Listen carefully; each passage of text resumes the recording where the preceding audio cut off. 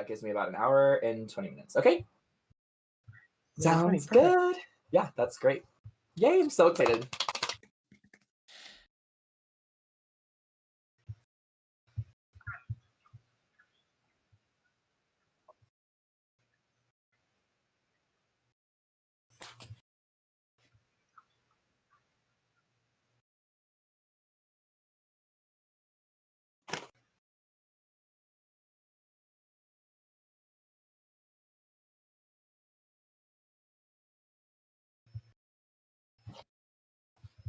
Hello out there, and welcome back to Reclaiming My Time, a Black History Month con presented to you by Team Dream Queens.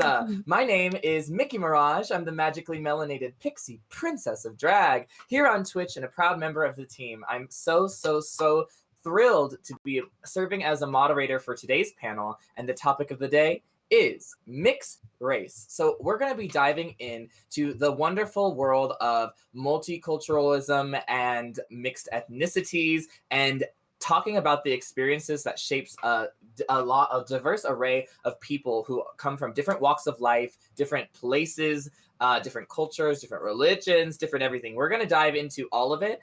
So thank you so much from the bottom of my heart from being here.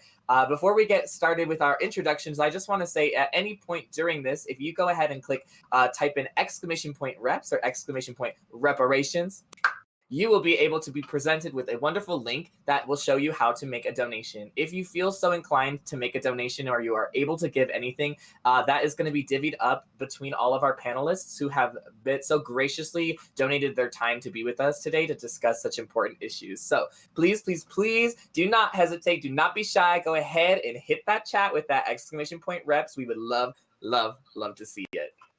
Oh my God, how are y'all feeling? Very excited. Excited. Wow. Yes, I'm so excited too. I'm like, oh my God, this room is full of such beauty. Like all of you look so amazing. I'm so just like humble. I'm like, wow, you guys came looking so nice. You put me to shame. How dare. I had to change my makeup. I had a different makeup this morning too. So it's gorgeous. You did two faces in a day. Yeah. Well, I have two faces, but you're only seeing one of them right now. You know what? Let's go ahead and dive right into these introductions. I want the chat to know you, and I want to get to know you as well. So let's start with our wonderful beat queen then, Hermaphrodita. How are you? Hi everyone. Some of you might know already because you were this morning here. I hope so. But yeah, I am an Afro-Latino queen. I am from Colombia. I am doing just great. I'm excited to be here, even though I had to put two faces today. I'm super excited. I had nothing else to do, so I'm okay. Well, if you had nothing else to do, this is a pretty mighty fine thing to have on your plate, right? Right. Exactly. Like, dang, I could be watching Netflix and binge eating again, but you know what? This is good for me. Yeah, exactly. That's how I felt. Right. That's amazing. Well, thank you for joining us, Her. I really appreciate that. Moving along, we have Degrassi Noel. Degrassi, hi, how are you? Tell us about yourself.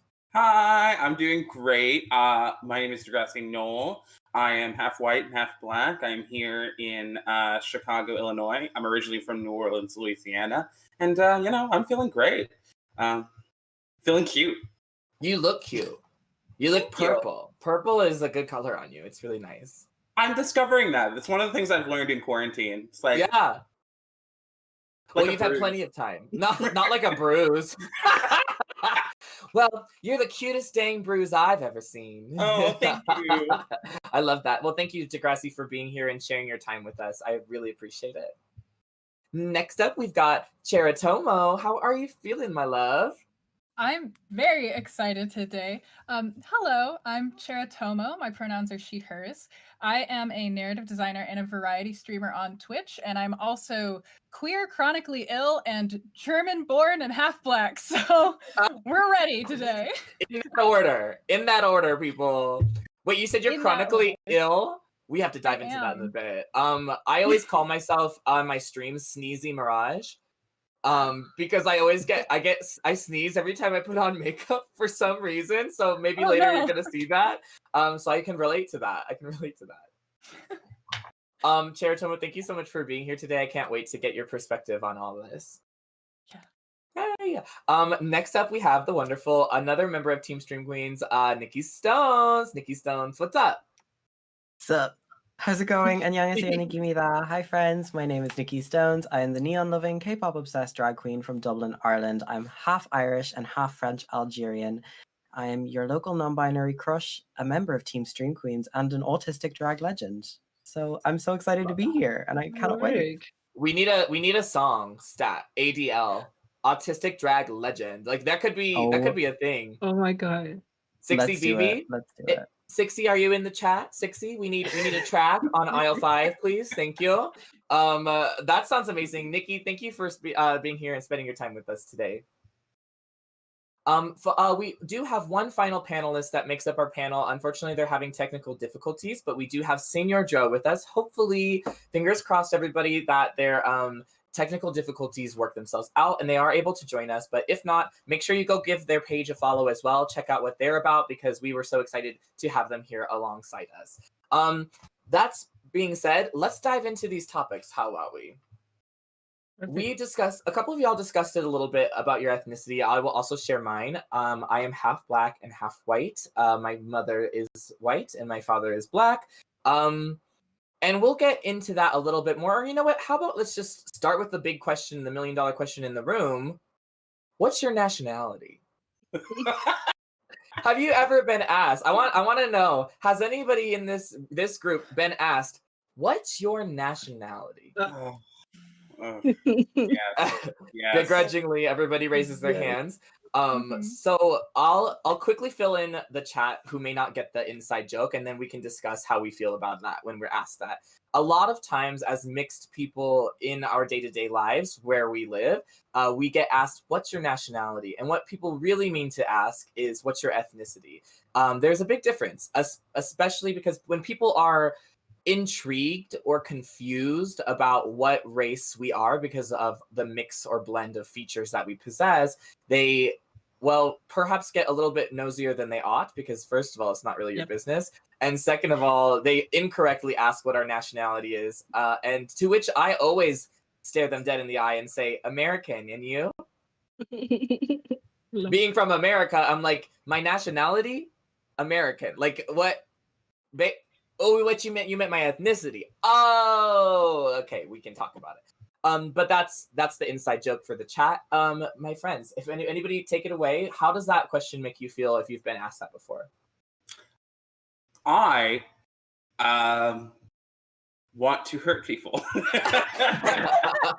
Baby. Like, because here's the thing, it's like one of the earliest questions that I can remember being asked as a kid. Like, like being a 6-year-old, you're away from your mom for like 5 seconds. Like I actually have a vivid memory in my head right now that popped into my brain when you mentioned that question. I remember being at a laundromat. I was like 6 years old. My mom was putting clothes in the dryer, and I'm sitting down in front of a TV, and this stranger is sitting not too far from me, and like was just the conversation was innocent enough, but like literally they were just like, what's your nationality? And then like I didn't understand what the hell that question even meant.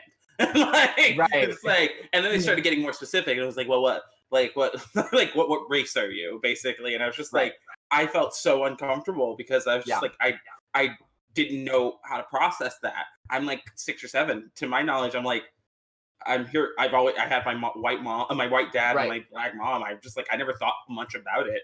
I never thought it was like a thing, but it was like one of those early memories that I can remember. I'm like, and then after that point, you just never see it, you know? May I ask where were you living when you were this young? Like what state? New Orleans. Okay. Yeah, I was in New Orleans. I see. Okay, yeah, it's very that way. I mean, I think this entire panel or this entire convention and discussion about Black issues has brought to light the fact that it's always you remember sorry if this is exclusionary to non-Americans, but everybody often gets asked, do you remember where you were when 9/11 happened? So a big tragedy happened in America and everybody remembers vividly where they were. I think all people of color, Black people specifically, like you can remember, where were you when you first learned that you were different? Like, how old were you when you first realized that people see you differently than others? And I think we all have a story like that, or maybe we don't have the exact details, but we all have that feeling that has never left us, like when we realized, oh, people see me differently than everybody else. Yeah. Anybody else have any thoughts about the nationality question?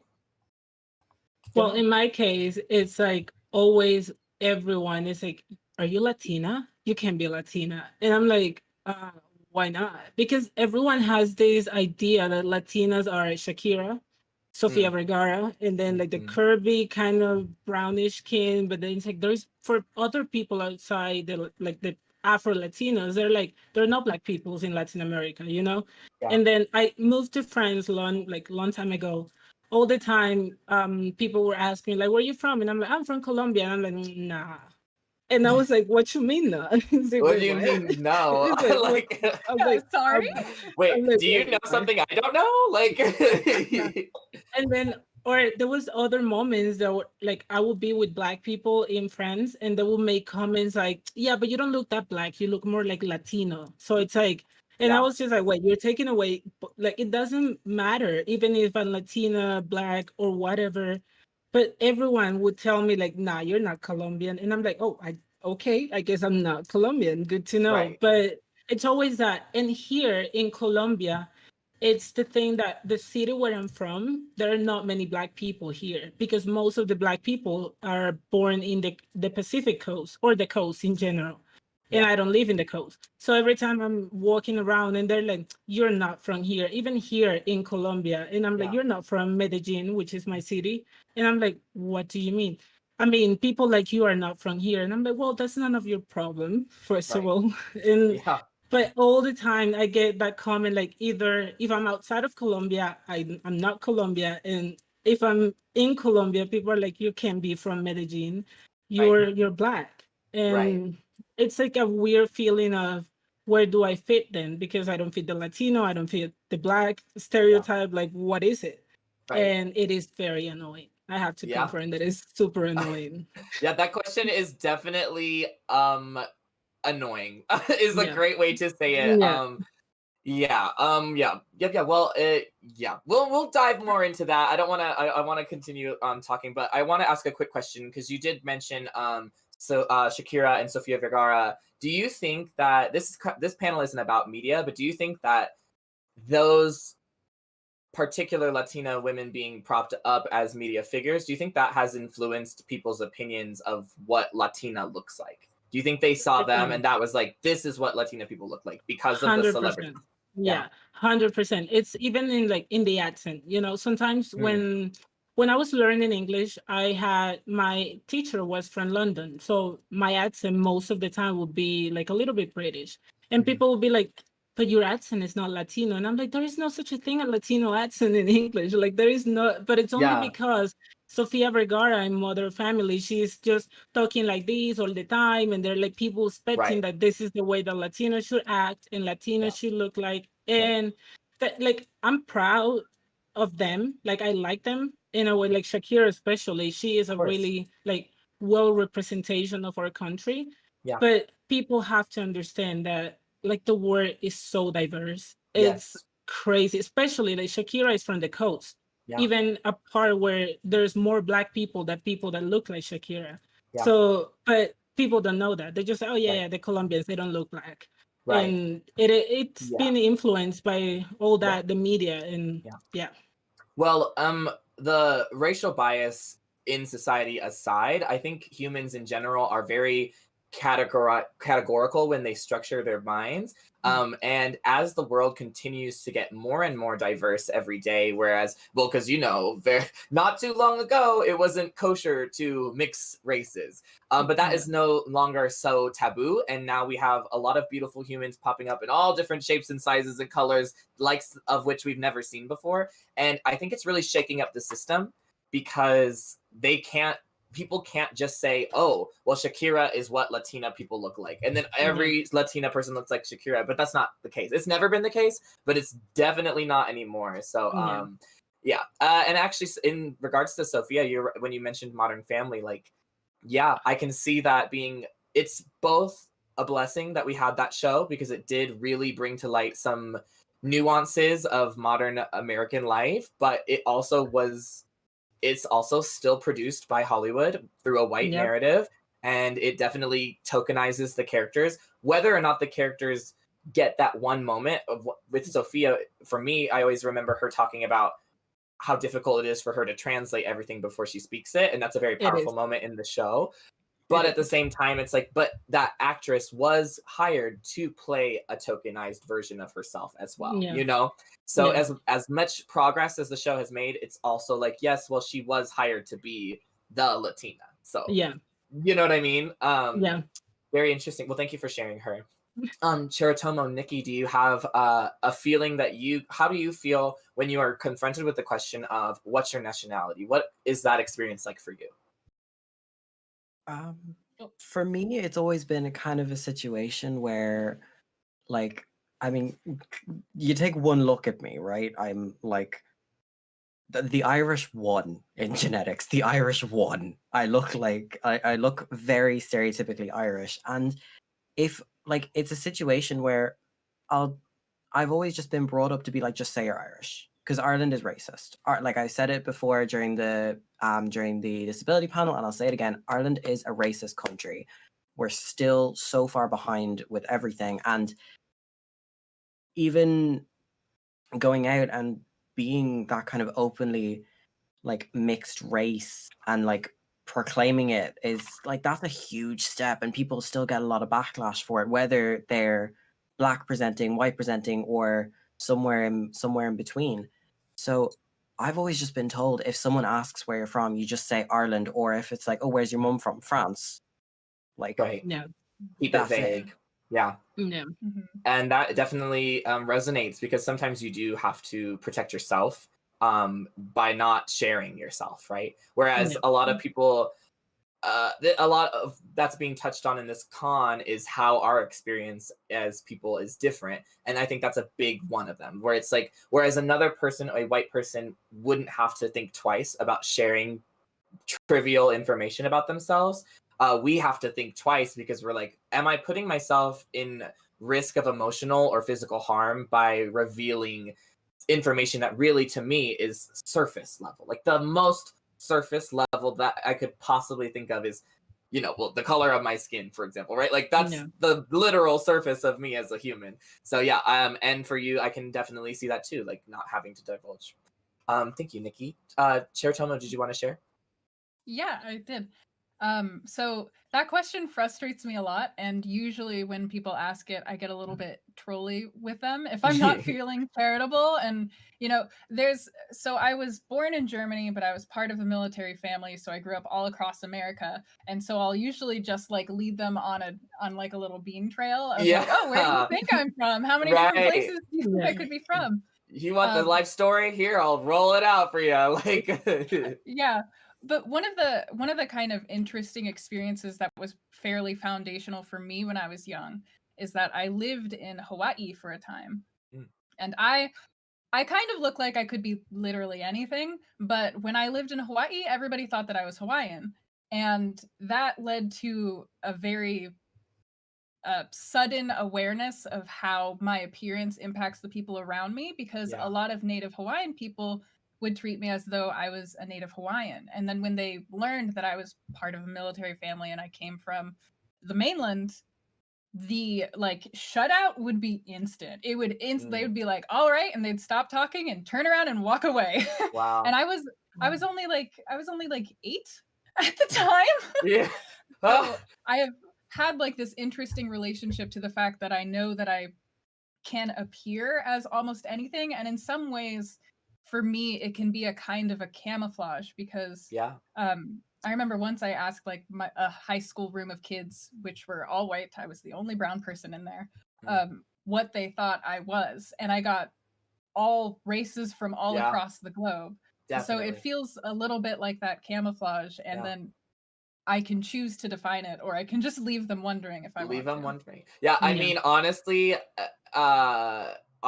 we'll circle back to that point later about being ethnically ambiguous, because I do want to talk about what privileges as well as burdens we face as people of mixed people of color. Because when you say people can guess a million different things and they see themselves in you, right? That has led many coming from the theater world and the acting world, that has led many a person of mixed descent to capitalize on, where you're like, well, I'm ethnically ambiguous according to all of the casting calls, so I can book commercial work whether or not that makes me feel good about myself, because I'm, you know, kind of like using people's inability to comprehend or to project themselves onto me and make money off of it. It's like, you know, that's a moral discussion that I have to have with myself.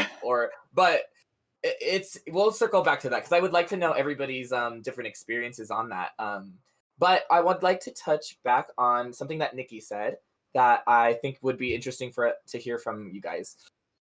So Nikki mentioned that when they're asked to where you're from or where your parents are from, they were taught not to divulge that information, right? To just say, I'm from Ireland, right? Have you ever claimed to be one race or another race, or even if you're not even that race, if people are perceiving you that way, have you ever just accepted that and then claimed it out of safety to protect yourself? And I can clarify that if it doesn't make sense. Well, in my case, I didn't like get to choose. Like, there is no such a thing here as like I will like white pass for, you know, because everyone in Latin America is mixed, if we're gonna go back to like the old days. So here it's always like about me being Black. But there is a moment for me that I have to like, I take advantage of it a little bit, which is, or I will like just accept what people think, is that when people think like, oh, you're not from here, so they're gonna like kind of treat me differently, or they trying to like teach me something from the city, and I'm like, yeah, you're right, I'm not from here. Like I don't want to go back and tell you the whole story, right? And like I just want to let you teach me, even though I know you're wrong. So I'm like, yeah, it's like, yeah, whatever. Sometimes I think being mixed is exhausting for that reason, right? We're always having to qualify our identities or describe them so that people understand it. Where it's like sometimes, and actually all the time, I don't want to think about it. I'm just in line for, this is a Wendy's, ma'am. I'm in line for the same burger as everybody else. Like, I just want to get my food and go. Like, I don't need this. But that is the thing. Sometimes you just have to just like smile and nod and like kind of disassociate so that you can just not have the emotional burden of having to explain to everybody. Also happens to me like sometimes when I go back to like the Black communities where my family is from, where I want to like get in touch with it, I don't feel like part of it, because I'm also like part of the other culture, and that's something that hurts a little bit, because you're like, I want to be part of this, and I want to like, I not like I want to be part of it, but I didn't get to choose. But then you feel kind of rejected just because they will make comments like, yeah, but your skin is a little bit lighter, but you're like, but that doesn't mean I'm less Black, or that doesn't mean I don't want to be like invest my time into learning what it is, all these cultural things. And it's very like sad for me sometimes when I go back to visit my family and I feel like a total alien, and I'm like, I don't fit in my city because I'm Black there, and people are like, she's different, and when I go back to my family, I'm not Black enough, and I'm like, Jesus, what do I need to do? And it's tiring. Right. And that is definitely the I'm a little emotional now. I'm like, wow. I know, me too. I'm like, oh no. That is definitely the emotional core and heart, I think, of this panel, where I definitely have it written down. We're gonna get to like not feeling enough of one or the other, right? So you feel like at your there's a old terrible racist saying in America of one drop ruins the pot, right? So you, no matter what, you will always be perceived as a person of color, and you get all of the discrimination that comes along with that.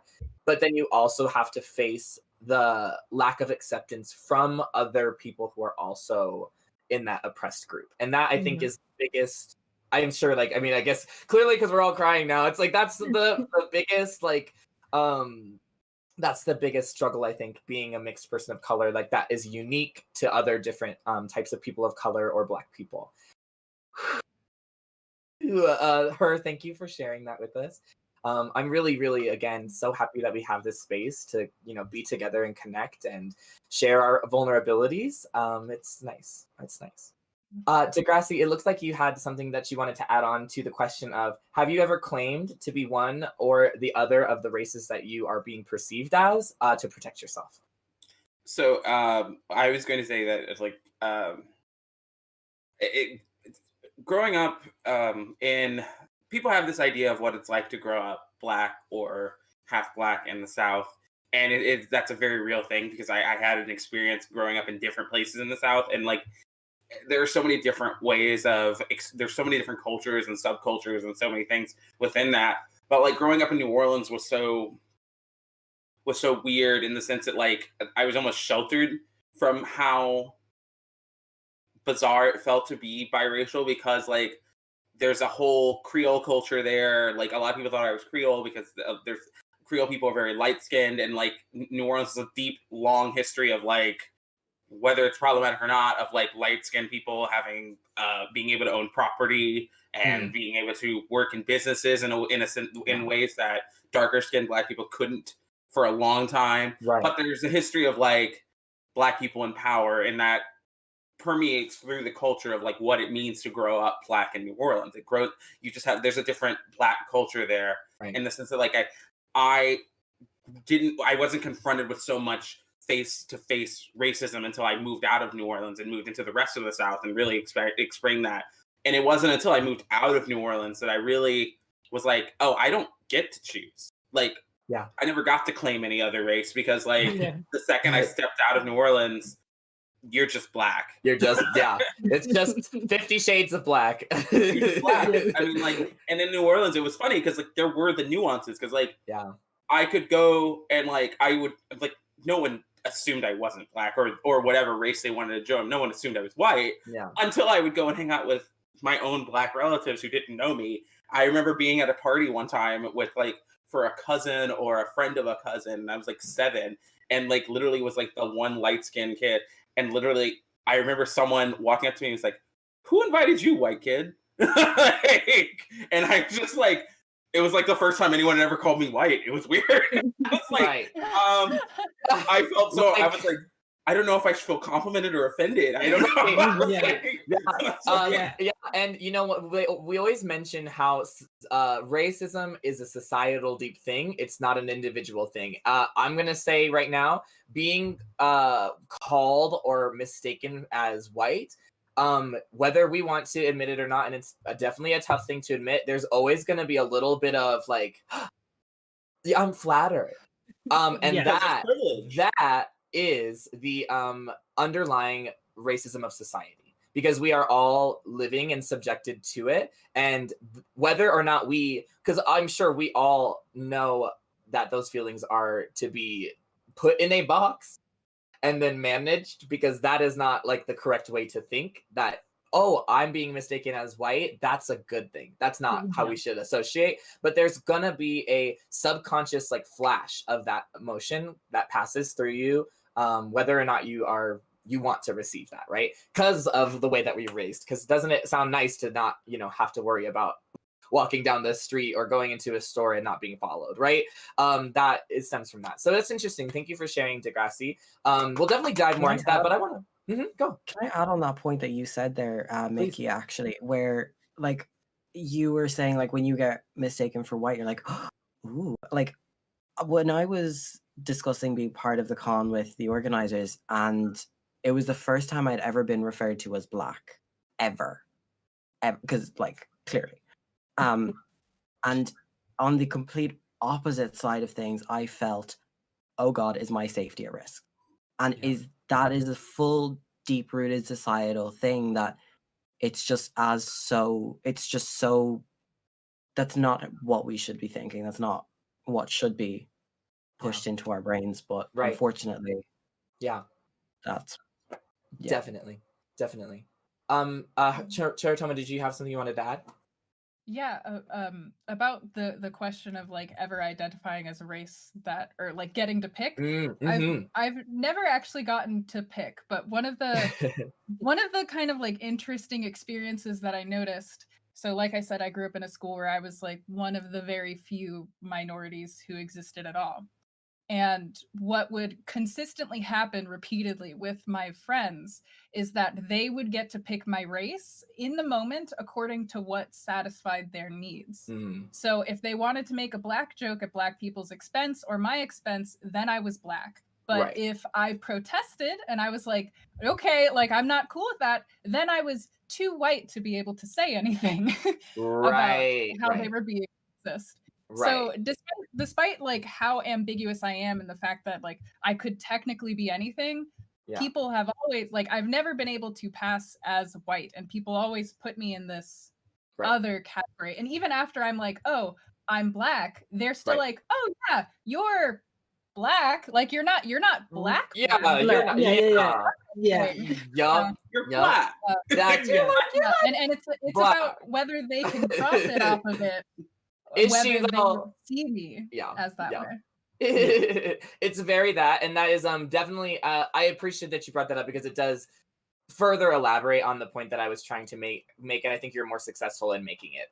It definitely it is this ever present battle where it's like I know that no one ever actually thinks that I am white, right? Like that they don't actually think that. It's just in that moment they give you the benefit of the doubt, they treat you differently, but then as soon as it doesn't serve their purposes anymore, the table's flipped and then you're back to black, or you're back to No. whatever race that they are perceiving you as. Amy Winehouse, we love you. Oh my god. To lighten the mood a little bit, I want to ask, does anybody have what's the funniest, most like wild race that you have been mistaken as and you're like, really? You thought what? I would like to, what are there any? Do you have any experiences where you were just completely gobsmacked? I will say I have two, and they're both fast. In high school, every time I used to straighten my hair because, well, you want to find out? Come to the hair panel coming up right after this. We'll discuss all of that. But I used to straighten my hair and I had bangs. When I had bangs, because you can't tell because of these giant lashes, but I have like almond-shaped eyes and a yellow undertone on my skin, people would think that I was Filipino very often. And I always thought that was so funny because I was like, you think I'm Asian? What? I don't even, we have Filipinos that go to the school and then I don't look like them. So I think that's funny. Also, one time in a club, I was very naked presenting my show. It was a burlesque show. And somebody mistook me as RuPaul's Drag Race Season 7 winner, Violet Chachki. What? To the point where they came up to me and they said, oh my God, Violet Chachki, I'm a really big fan. Can I please take a picture with you? And they they sheepishly passed me a $20 bill and I said, yeah. And I took the $20 bill and I took the photo. Fully smiling, beaming, bitch. What's the funniest thing is the entire time in the back, their gay friend who knew was just looking so embarrassed because I think as soon as she walked away she realized, but I was $20 richer, so No refund. Yes, no refunds, bitch. I mean I did, yeah. So that's funny. What about the rest of y'all? Does anybody have a funny story of a race or a person they were confused as, mistaken as? Well, when I was in France, all the time people will speak to me in French, which is like but because they will think I was like from either one of the islands or from Africa, one of the parts where they speak French and stuff. One time I went to a restaurant and then like the lady was so confused that I didn't know French. She was like, how is that possible? And she was like, what? And I'm like, I'm Colombian, Latin America, do you know? And they're like, no, like how? She was like so shocked. And it was funny to me because I was just like, people really don't know. Like, it's so funny. Like, and I'm like, do you know that, or do you know that, like, all like the colonizers took the black people to Latin America. That's why there are a lot of black people in there. And they were like, no, like they were so confused. Like, wait, what? No. What? And I was like, What? I thought it's like I thought all black people were from Africa and or Creole, and I was just like, well, not. No, Right. I am Colombian. For all they know, black people, like, we could have sprung off the vine, bitch. We could like they don't know. They don't know where we come from. But yeah, there's a dark and sordid history about it. Everybody out there, go look it up. Very, very ready information. That's so funny. That's quite funny to her. Anybody else have a funny story of where they were mistaken?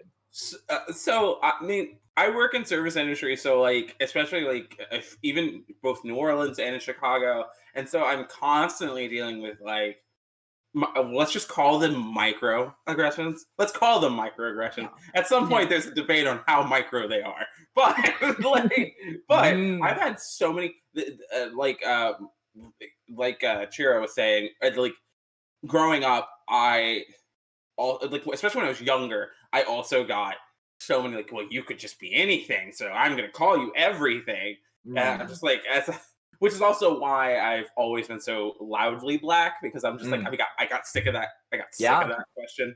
Like, I got real sick of that question real quickly. But like growing up, like it was almost fun. It was almost nice though, because especially growing up in racist ass Louisiana, like, and anytime my family moved into a new neighborhood, everyone of every ethnicity that wasn't white thought I was with them, so they were all nice to me. It was great. We had upstairs neighbors who were this. We had next door neighbors who were that. Everyone, they would ignore my stepfather and they would wave at me. But what's funny to me is I work at Berlin, and this white girl is like talking with her friend, and like, I forgot. I didn't hear the context, but like she was saying something. She was like, somehow the conversation became about Spanish, and then like she said something incorrectly in Spanish. Then looked at me and she's like, "Oh, I'm sorry," and then corrected herself. And I was just like,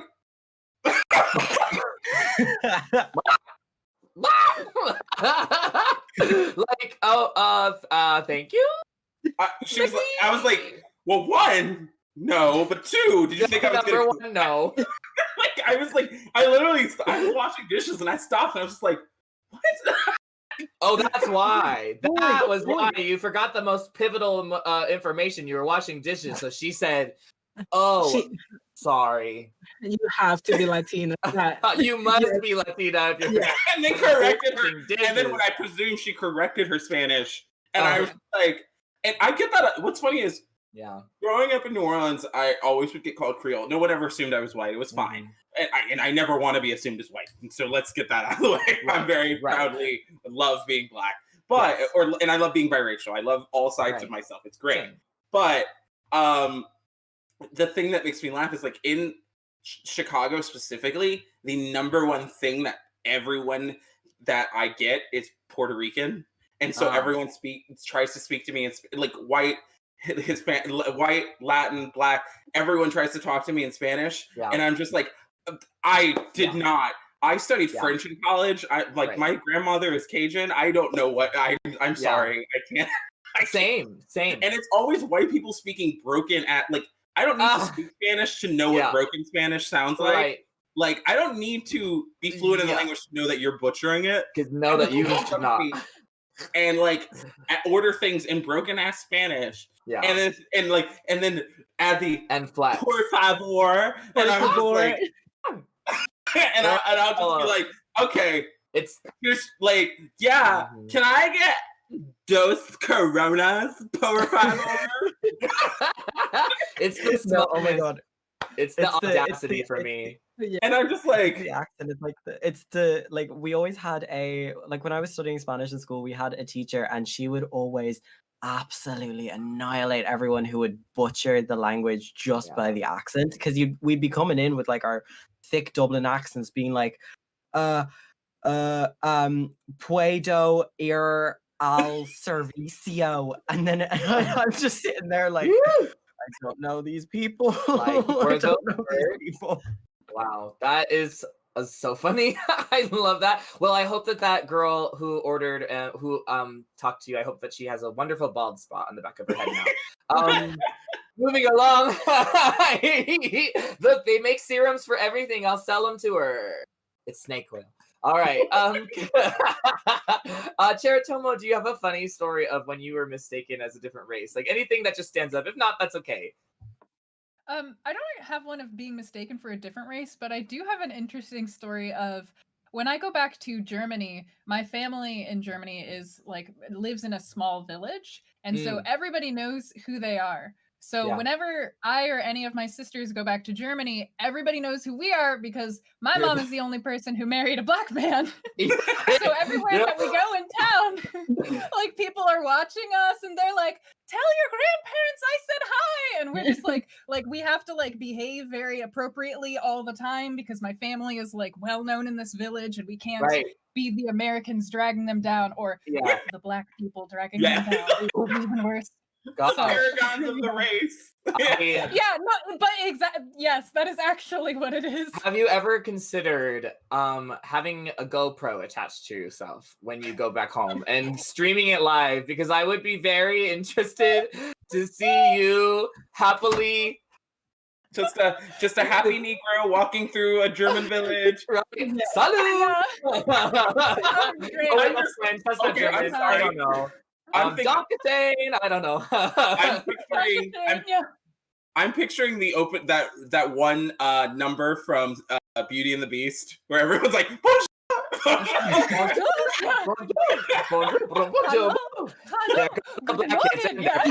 There's also black. Yeah, I love that. I immediately need the Cheritomo musical coming to Broadway in 2022. Cheritomo the musical. Great. Yes. So I have seen it in the chat. I just wanted to let everybody out there watching know. Thank you again so much. Remember, !reps if you're enjoying our conversation. And also, please feel free to submit respectful questions by redeeming your points in the channel. You'll be able to ask a questions. Our mods are going to select as fairly as they possibly can. We're going to answer some audience questions right now, if you guys are cool with that. Great. There was a good one from another Team Stream Queens member, Aphasia Speaks. Go check her out. She asked, how did you find your foundation before brands started making deeper skin tones? That might have been for the last panel, but because the last panel was makeup industry, but I think it is relevant to mixed races as well, because first let me preface this. This is not to erase the fact that truly deeper skin complexions are still not represented enough in the makeup industry by a long shot. That is not to erase this. However, let's go into being biracial and sitting here on this panel right now, you can see each single one of us have a very distinct and different skin tone from one another. And if we were to go to a shop, between the 5 of us, I bet we could find maybe 2 or 3 shades that were supposed to be for the mixed people. So like, what kind of experience have you had I don't know if you, Cheritomo, I don't know how involved you are with makeup. I look over at everybody's makeup. I'm like, I was going to say, I don't know how much you guys do makeup. And then I was like, wait. Okay. Well, either way, what experiences do you guys have when shopping? And feel free to share. Honestly, I was good. Oh yeah. Okay. You know what? I'm already talking. So. Yeah, go. Okay, Degrassi, go ahead. Shoot. So, when I started doing drag, it's like I had never played with makeup ever growing up. Not ever as an adult. It was never a thing that I was particularly interested in, but I always loved the art form of drag. So I was like, okay, I want to teach myself how to do like makeup. So I've always come at it from like a theatrical sort of perspective from that way. And like one thing I never realized is how my whole body like is like 3 different skin tones. Very that. Because like it was funny because Nikki was saying in the corner, like when she's like the Irish one, and I was like, what some people don't think is they look at my face and they don't look at the rest of my body is they don't realize I'm super pale if I'm not, especially during the winter. So I need like 3 different I never realized that I would need like 3 different foundation shades just for depending on how much sunlight I'm getting. And like because my skin tone fluctuates so dramatically from winter to summer. And these are things that I'm like, is this like a known thing? Do people teach you this? Yeah. Like, no one taught me this. Also, I don't know if anybody's experienced this, but almost like day to day in a way, like I feel like people who have mixed race, we tan really fast and we lose pigment really fast. Like, you know what I mean? Like, cause I don't know what it is. I'm like, maybe there's some genetics up in here that are just waiting to come out. But as soon as my skin gets a little sun, it's like, we out here, honey. You want to talk about Black History Month? Let's go. Like, I looked at myself and I took a picture of myself recently, like, because I was doing a shirtless look, and I was just like noticing. I was like, holy crap, my chest is white. Like, it has not seen the sun. Like, the Irish, because like the white side of my family is Irish. They're like Boston Irish, and like white. Like, and I didn't realize, because like growing up in Louisiana, I'm like, I've got plenty of sun. It wasn't until I moved to Chicago and had months at a time where I would never see the sun that I realized just how white my skin could get. And it's ginger hair started peeking through the beard, and you're like, what? And it's like, well, this is a different question, but actually, like, this is a different question from the makeup thing. We'll touch on it later, but like, it actually gave me like weird dysmorphia too for a long time. Of like, I feel so white. It fucks with my mental image of who I am, right? Because I'm whiter than I've ever been, and being like caramel skinned and being like brown skinned or tan skinned for so long was my part of my identity, because I just like, then suddenly I'm like, oh my god, bitch, I'm white. Wait, it's like, am I in a My Chemical Romance music video? Yeah, like it's like, when did this happen? Yeah, I love that. Cheritomo, do you want to share? You were talking about. Yeah, go ahead. No, you were talking about that, and that hits me so hard because ever since I've become chronically ill, I haven't been able to go outside. And like, I'm so pale to myself now. Like, I look at myself and I'm like, I feel like I shouldn't be this pale, but I struggle with my mobility. I struggle to like leave my house and actually be able to like physically move outside. So I stay very, very pale, and it gives me so many feelings that I don't like because of how pale I am. Right.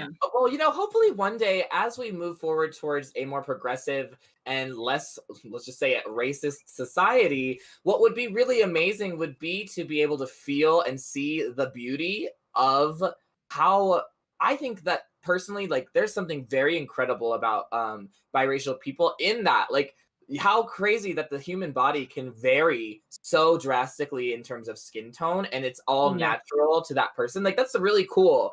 But we can't even think about how cool the science of it is, because we're held back by thinking like, oh no, now people are gonna like they're gonna be even more confused about who I am. Like, that is a very interesting. I'm gonna move to another question, if that's okay with y'all. Nikki, did you have a comment you wanted to make on it?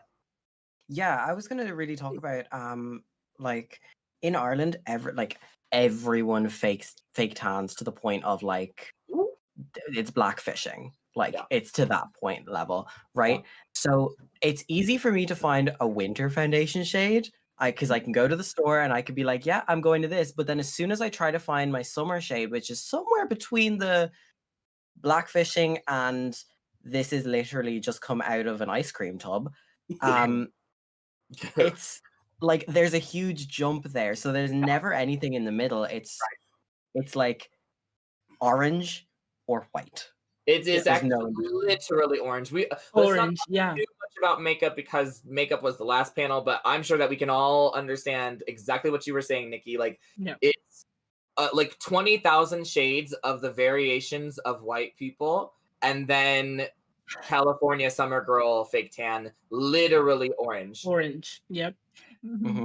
Like, I'm okay. One shady comment about makeup. Too Faced Cosmetics, you're still orange. That's all I'm gonna say. I worked at an Ulta once, and I tried out every single foundation line on my skin. The swatches of Too Faced were literally orange, and that's that on that. No more makeup. But you brought up a thing that I think we should definitely talk about, which is blackfishing, tanning, and the adoption of like blackness or qualities. Now, can I say something that I find very interesting is that I think in a lot of ways, biracial people are sort of the blueprint for what the media is wanting pop stars to look like right now. Yeah. They want them to be brown, but not black. And they want them to have features that are vaguely black, so larger lips, higher cheekbones. They want all that. They want the eye shape. They do their makeup that way. I mean, think about the Kardashians, for example. They have literally gotten plastic surgery to make themselves look more Armenian, if you will. And to the point where I don't know about you, but I look at the television, I look at TV, I look at Instagram, I look at all that, and I see I don't want to like, rag on any particular celebrity because I don't care. But Miss Ariana Grande, let's say, is darker skinned than I am. And that's not natural for her. That is not, she didn't naturally get that from being born that way or going out in the sun and doing that. That is all makeup and fake tanning. How do we feel about that? And are there any things that you want to add on to that? Well, it's a weird feeling because sometimes you kind of feel flattered. I don't know about you, but sometimes you kind of feel like, you like what I'm doing. You like where I am. So, okay. But also, it's like the racial society part that you can't, like, it doesn't allow you to say anything sometimes because you're just mean. You're just like, oh my God, we're just trying to help you here.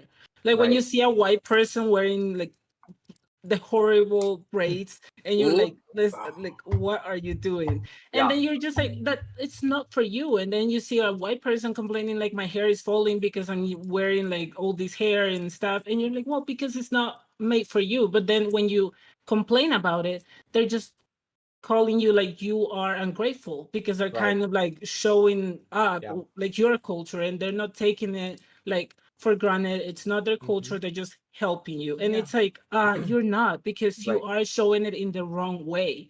You are like, it's just weird. For example, with Ariana Grande, like you can see the pictures when she started to where she's now. And I'm like, girl, what are you doing? Like it gets to the point where it's like, it's almost offensive. It's almost offensive, and maybe she doesn't mean it in that way, but it is like, you have to be conscious that you are offending people like me, like other Black people that fought so long to be able to have, I don't know, to be proud of have like dark skin or just a certain tone. And then you come out here and pay to get that.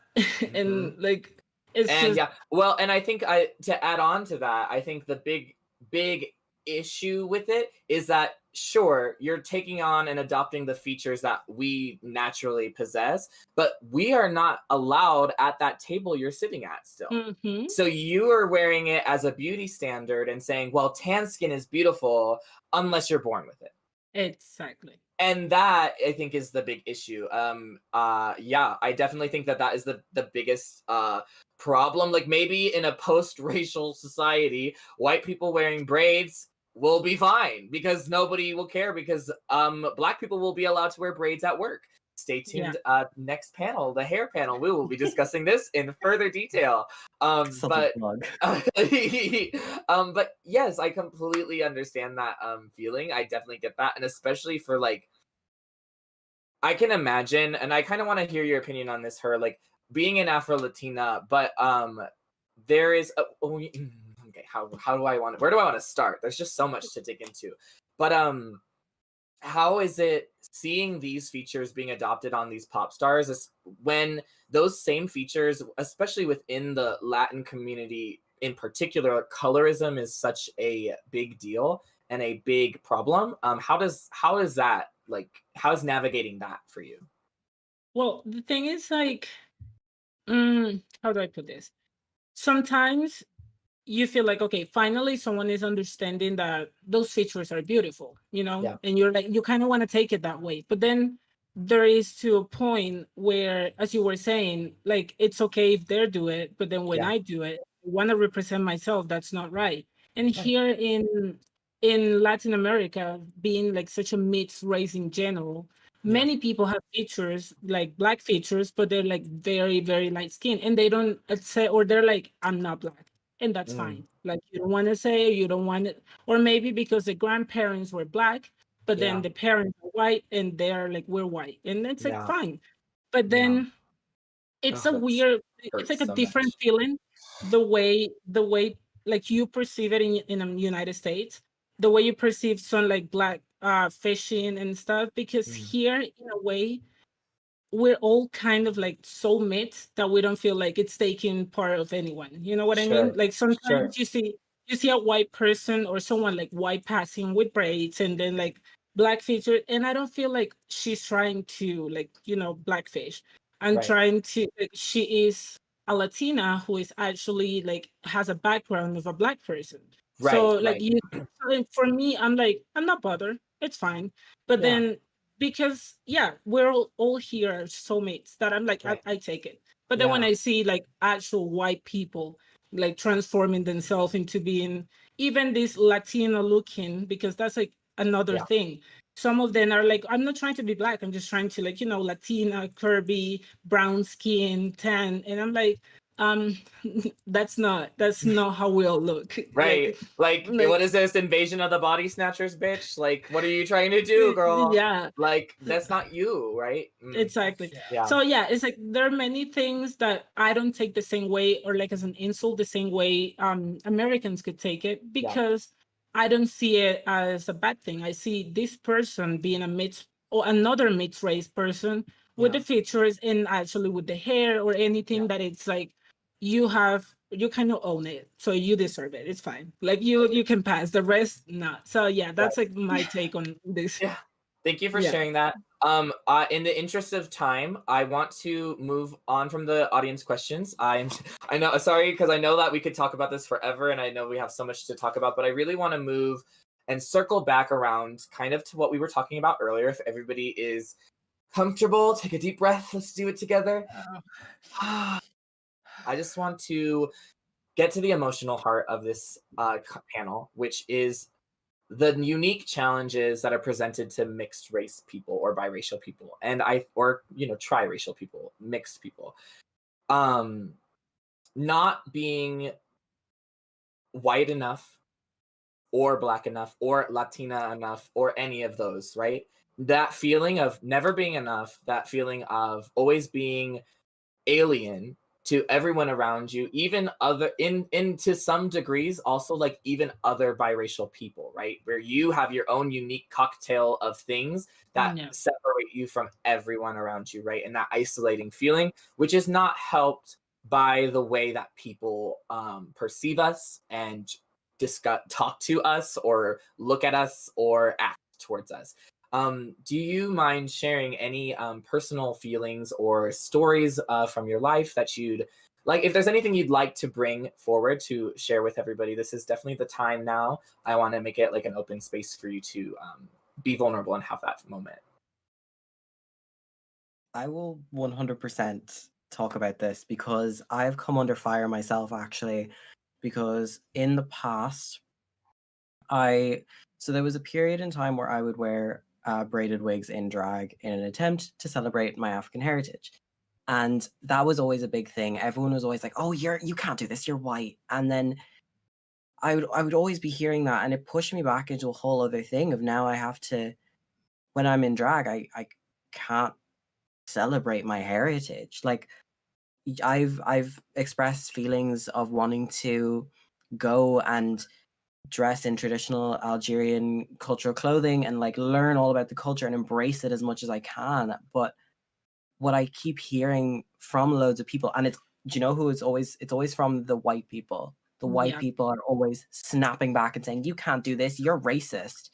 And like that, in a way, it almost feels like you can't be who you are. In a way, I compare it, like, this is my own comparison. I don't want to like obviously degrade anyone's experiences or like try and cover up anything, but in a way it almost feels like I'm being pushed back into the closet, except this time it's for my race, right, and for my heritage. And there's one, like, you said something at the very start where it was like, when was the first time you knew you were different? And for me, I was actually approached by someone when I was in school. I was about 13, and she came up to me and she was like, "You're not Irish." And I was like, "What do you mean?" And obviously I was panicking. I was like, and she was like, "You're not Irish. Where's your mom from?" And I was like, "She's from France." And she's like, "No, she's not." And I was like, "Okay, fine. She's from Algeria." Like, well, her parents are from Algeria. She was born and lived in France her entire life. And then she was like, "That explains why you've got black man features on a white guy." And I was like, Oh. uh, Degrassi's was ready to 13. fight. I didn't know what to say. I Yeah. just went, uh-huh, Yeah. and just like, Right. mm. Yeah, what do you do when somebody is so bold as to say something so awful to your face, right? Yeah. Wow. Thank you for sharing that, Nikki. Thank you for giving us that glimpse into your personal experience. Whew. Anybody have something that they would like to add and share? I would like. How about let's do Chair Tomo and then we'll go to her if that's okay. Okay. Okay. Okay. Yeah, so when I was raised, so my dad very intentionally raised me and my sisters away from Black culture because he had a really difficult time with racism in America, and he kind of thought that, at the time there was this assimilationist thinking that maybe if we could just become enough like white people, maybe they will accept us and they won't be racist to us anymore, etc. Yeah. And so because of that, I was really separated from a lot of my Black culture growing up. And I really vividly remember, like, there's all these moments where I wasn't accepted by Black people, but I vividly remember this time when I was in a class and I was like, it was the first day of class and we were picking where to sit down. And a Black boy comes in and he sits down next to me and he's like, "Oh my gosh, I'm so glad that I found you." And he was speaking in AAVE. And I turned, and I don't speak in AAVE. And I turned around, I was like, "Oh my gosh, hi, nice to meet you." And he like looked like, and again, he sat there for a couple more seconds and then he got up and he moved because he didn't want to be around me wow. because he couldn't Wow. relate to me at all. And like that's been a lot of my experiences with like Black people in the real world, is just that I'm not enough because I was separated from my culture when I was younger. And that hurts a lot, as Yeah. you would expect. Right. So I've never really felt like I'm enough in that area. Yeah. Well, I can definitely relate to that, Chair Tomo. I was gonna share, and we'll move to hers experience after. I also well, I went to a Black majority high school, and oftentimes people see speaking a certain way as white, being educated as being white, having like goals and passion for things, because Black people are taught that they're not allowed to have those things. They see that as being white, and that's definitely challenged me as well. So I can 100% relate to you not feeling like the way that you just speak and the way that you just are invalidates your Blackness, especially when you desperately want to connect with other Black people because they understand the experience of being in this oppressive state and system and life that we were forced to be subjugated to. We had no say in the genetic lottery, but yeah. Okay, thank you for sharing that. It's definitely a thing, and this is definitely for the chat. If there are any Black people out there who are here for this panel that are learning about each other and stuff, a definitely huge takeaway you could take for this panel is like the mixed people that have been raised with white families want desperately nothing more than to also be just as Black with you, and you're not as different as you might think. And white people, same, like, just we're not different. We all have this within us, and yeah, just sit with that for a bit and internalize it. Thank you again, Cheritomo, for sharing that. Her, would you like to share? Well, I have a completely different story, like experience, I would say, because being Black in Latin America is a thing about kind of taking advantage that the fact that we're not like the original Blacks, what they call us, right? Mm. So it's a thing that for me growing up was always like a fight. My mom like raised me to be this strong Black person who be like accept that you're a Black person and be proud of your culture. But on the other hand, I will have comments like my father saying you should be grateful that you didn't like you weren't born with a very dark skin and like stronger features because now you can like pass a little bit more, the Latinos were all mixed, but then you can not just say you're black. And it was like always a debate for me to be like, because I didn't get to like be proud and strong close to my culture until now, basically, because Yeah. all the time I wanted to pretend that yes, I'm Black, like my skin is darker, but I'm more like, Latino, so I was blessed with like smaller lips and stuff. So it made me feel like a shit person because now I look back when I was at school and I was picking up on other like very dark skinned people, not like bullying, Yeah. but being like, we're not the same, like we're not the same. Because I was so Yeah. confused of being like, should I be Black? Should I Yeah. be like this Black person that my mom is raising me to be? Or should I take Right. the comments of people being like, oh, but you're fine because you're not that Black? Right. And it's something that now hurts me so much because Yeah. I wasted so much time. I could have Mm. learned, I could have been a complete different person. Yeah. And just like because I wanted to pretend to be like, I'm proud of being like washed out Black. Yeah. And it hurts now. It hurts because now I'm like, I feel so Black. And now I want to like teach other people. Because in Colombia, there is a thing like a word called moreno, which is like brownish, and everyone calls you that because they think the word Black is really bad. And I'm like, Right. no, now call me Black. Like I want you to call me Black. But now people are like, so what are you? So like Right. what is it now? And it like I regret so much. And it's something that like haunts me and hurts me. Mm. Cause I want to be that Black person that my mom wanted me to be. But then I was so scared that if I accepted, I would be so hurt. Yeah. And it's like, why would I have to be hurt just for being Black? Yeah. For like trying to accept the person that I was born with this skin. I don't have any other option. I should just Right. be proud of the person that I am. But then have to like hide it or try to like tone down the Blackness. It was like now I look back and it's so painful. Yeah. And yeah, that's like a part of the story that I wanted to share, that like be proud of being Black and Yeah. accept the Blackness. Yeah. Definitely. I mean, and I think thank you. That was very brave to share. We didn't quite get to it, but I did want to talk about the opposite end of this of like what privileges we have as mixed people, and I think that is a big one of them where it's like we, especially young, right, got to be told that because we weren't that Black, like that's a benefit, that's a Yeah. good thing, and Yeah. that is so harmful and so toxic. And it is amazing that we have all come through that, and Yeah. we have learned in our adulthood to now celebrate Blackness and not harm Blackness. But it does not erase the past of Yeah. us. And while it may not be our fault that society is that way, I think it's important that we do, as mixed people, hold ourselves accountable to that. And just talking about it, like right now, what you did, and discussing how you now go out to try and educate others earlier so that they can Yeah. accept their heritage earlier. I think that's absolutely beautiful.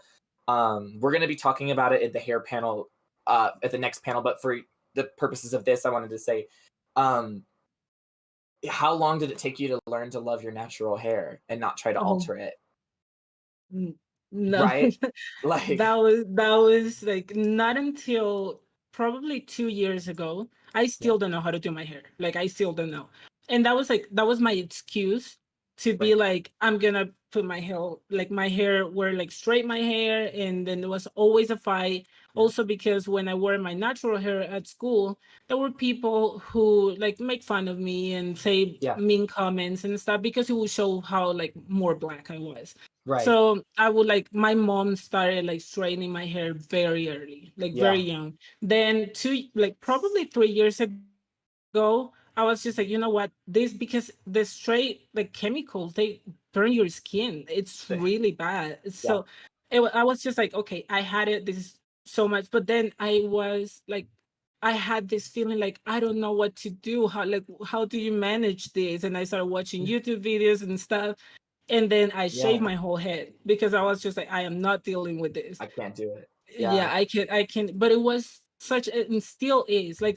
I wear braids because it's like the easiest way for me to like take care of my hair and stuff. But also in a like a low-key way, it's because I'm like, I just don't want to be around with the Afro people trying to touch my hair because I will kill them. Ooh. Yeah, you're right. Yeah. You're right. And, like, I don't. Wow, thank you. Yeah. Yeah. Thank you, her, for sharing. I appreciate that.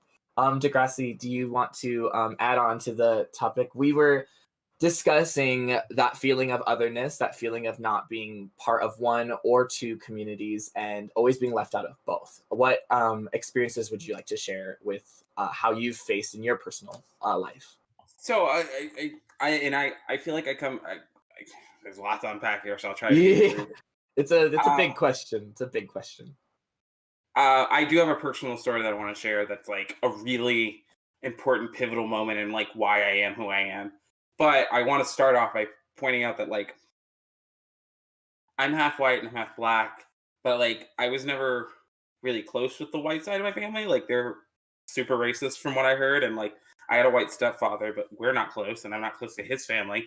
So like all of my experiences were growing up around siblings and around their friends and around a black community that always kind of like made me feel like I was the weirdo white kid, and like being and like my weirdness I don't think had anything to do with my mixedness, but I think that being like weird and quiet and brainy and like talking a certain way all kind of fed into a narrative they already had about me because of how I look.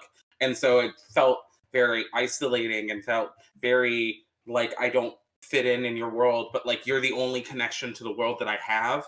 And like it's changed a lot as I've grown up, but like growing up, like I learned to identify being biracial as its own sort of badge, because like I was the only biracial person I knew. So like I was always fiercely protective of the fact that I'm a biracial person, and always tried to feel very proud in that, because of like I didn't have a connection with my white family, and my connections or my closeness to the black side of my family were tenuous at best. I'm like I always felt like the weird white kid. So I had to be my own sort of racial connection to the world, and while trying to stay like respectful and honoring of like both sides of who I am. And then Katrina happened, and like everybody's world got fucked up, and I like my family had to move to like racist ass Baton Rouge, and like it was just bad. Things were just really bad for a very long time. I experienced a lot of racism in a lot of different ways. It just was a lot. It was a rough time, and it was like I likened my time there to being like in quicksand. And it was just like the longer I stay here, the harder it's going to be to get out. And it took me, and I just started working my ass off to try and escape that life.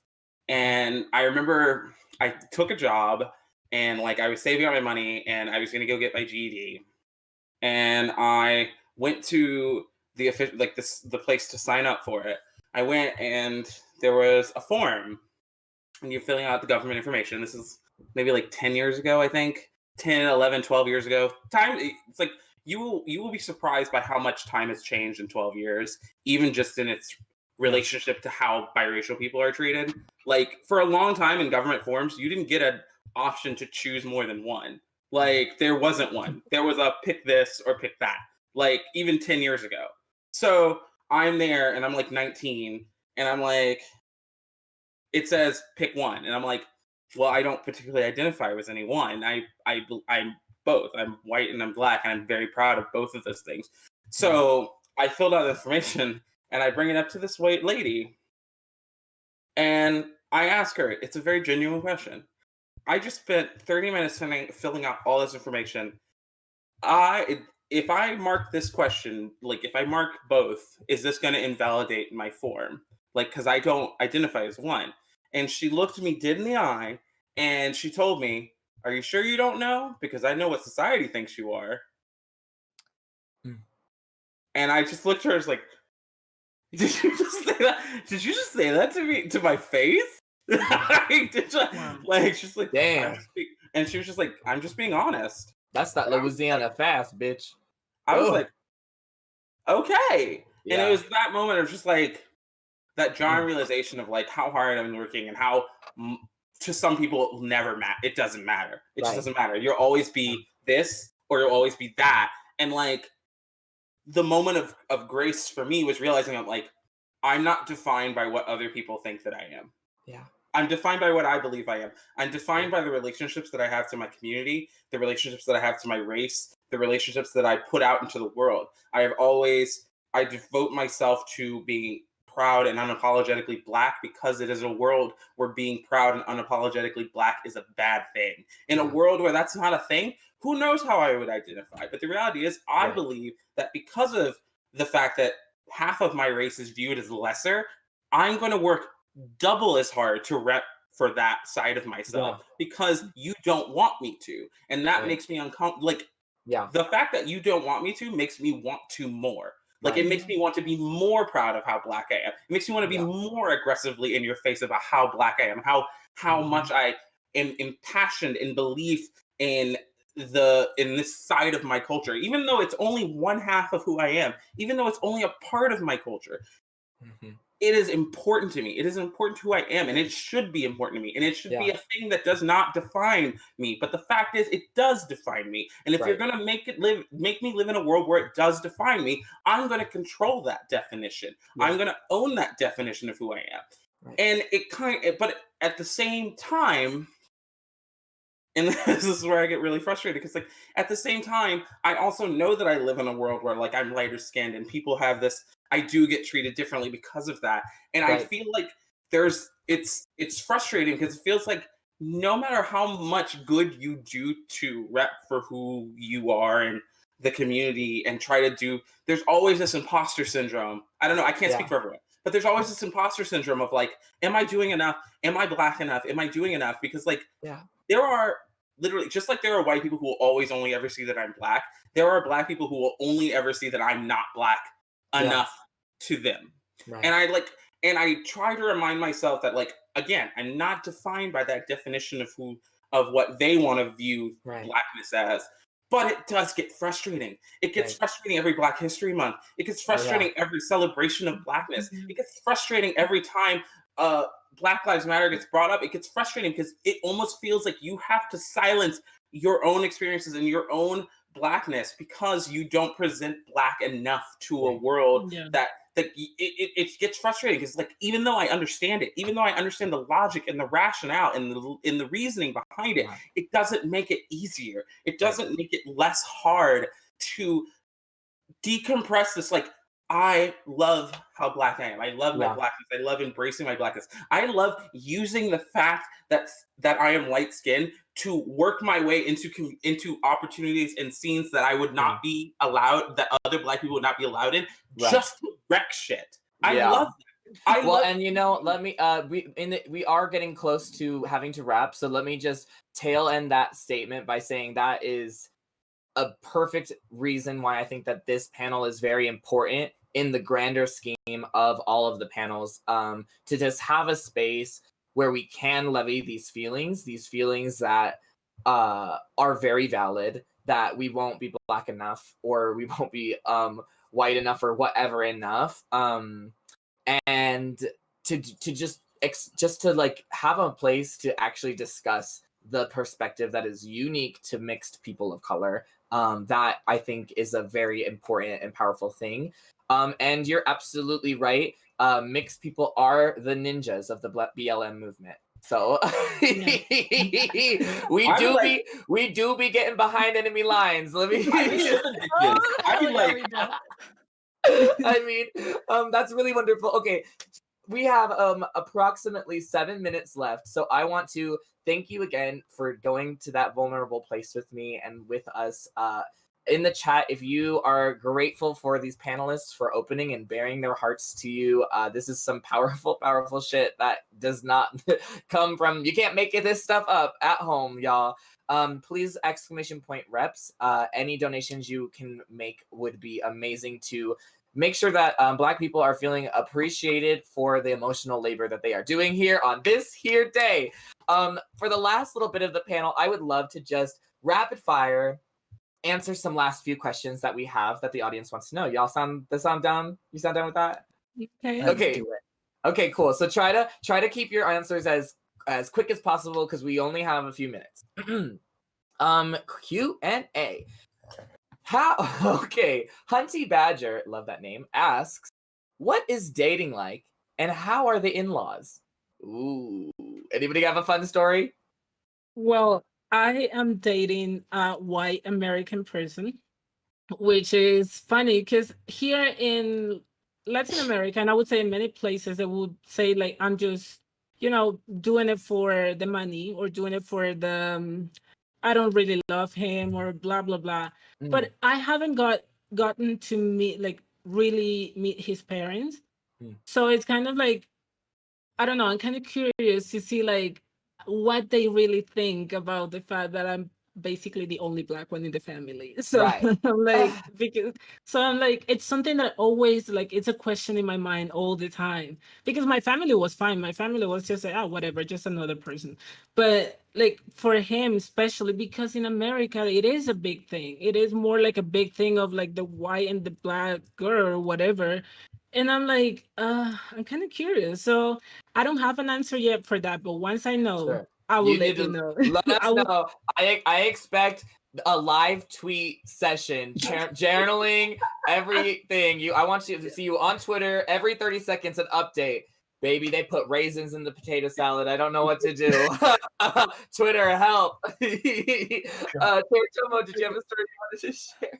Yeah, I just wanted to say that, like, for every white person that I've dated, their family always feels the need to come to me and let me know how not racist they are. And God. in particular, someone I was dating had a cop for a relative, and like this cop felt the need to come to me and be like, I really do my best out there to like, and I was like, oh God, this is Quit your job. Quit your job. The best thing you can do is quit. That's my fun story. It was just like, cool, I'm gonna leave this conversation as quick as I possibly can. I would also relate, but I am painfully single. So next person. I'm very single, so slide into those DMs, please.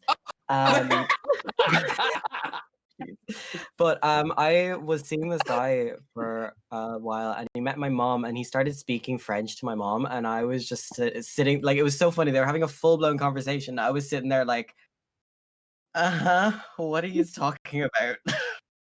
You. Like, they're talking about you. That's probably. He almost outdid me. I was like, God damn it. I mean, I definitely can't talk in terms of dating, but like it's very that way where with like white friends, right? When you meet their family for the first time and their family's a little, and by this I mean racist. You know how they'll talk to their son or daughter or their child with you standing right next to them, and they will not once look at you. And they're like, you're so excluded from the conversation. You're just like, I hate this. I hate it here. Okay. I have to say, as an actor, I admire their commitment to the laser focus. Yeah. I'm like, damn, y'all should get on stage. Somebody should put you in a movie and then push you off a bridge. Q&A. Moving on. For the drag artists on the panel, okay, this comes for the drag artists, but I think you guys can probably relate to this as well. Have any of you had issues with blackfishing drag artists being given opportunities over you, or have you been negatively impacted by any major drag artists appropriating your skin / hair, etc.? Harley Reckless asks. Well, for those of you who do not know, I'm Mickey Mirage. I am a white woman who practices blackface every day on Twitch. So I'm an expert on this topic. For those of you in the panel, context, somebody came into my chat months ago now, and they accused me of doing blackface because I was wearing a blonde wig, and they said, "Oh, how dare you do blackface? That's horrible. And I was like, is someone gonna tell her? Who's gonna tell her? Like, so I'm an expert on this. Black drag artists doing. Look, let me just say this: all drag is blackfishing because the lips alone. And I love my white sisters. I love them, but those lips. Everybody is painting their lips to look like a black woman naturally does. So I'm just gonna leave that there. I'm so sorry. I know I just 10,000 wigs just flew off and hit the wall on the other side of the room. And I am sorry to say it, but it is true. Like, we have to admit that the overblowing up of features comes from that, right? So just knowing that, just put in that. But I was inspired by Bratz dolls. What are the Bratz dolls inspired by, Gretchen? Girl. that part. But that's it's not an issue. I don't think people are appropriating lips, but it's a little interesting. Just be careful of how you paint your features and think twice next time you put your makeup on. Am I carving my face to look more black? Or do I look more like a feminized, larger-than-life version of me, right? Because that is the nuance of what is blackface. It is drawing the caricature of a black person on your skin when you are not that. So just, that is definitely a thing to note. That's definitely a thing to note, because you, as a white drag artist, you might get a gig that a black person would have perhaps got because they considered you to be as close as they could get to that ratchet vibe without actually having to hire a black person. I personally have a message that I would like to say. Yep. Okay. And I just need it to be one quick sentence because we are out of time. I'm going to allow you guys to say your moment. My one sentence to all new drag artists: quit drag. Come do it. All right. Give your wigs to a black girl. Quit drag. The panel has gone long enough because we are getting hangry up in the chat. Teratomo, Degrassi Knoll, Hermaphrodita, Nikki Stones, thank you so much for joining me today. This was our mixed race panel. I cannot wait to follow you guys more and know more and lurk in your streams and everything. Everybody go follow these artists and !reps. We're going to take a quick break, give you some more drag content, and when we come back, it's the hair panel, moderated by me. See y'all in a bit. I love you. Bye.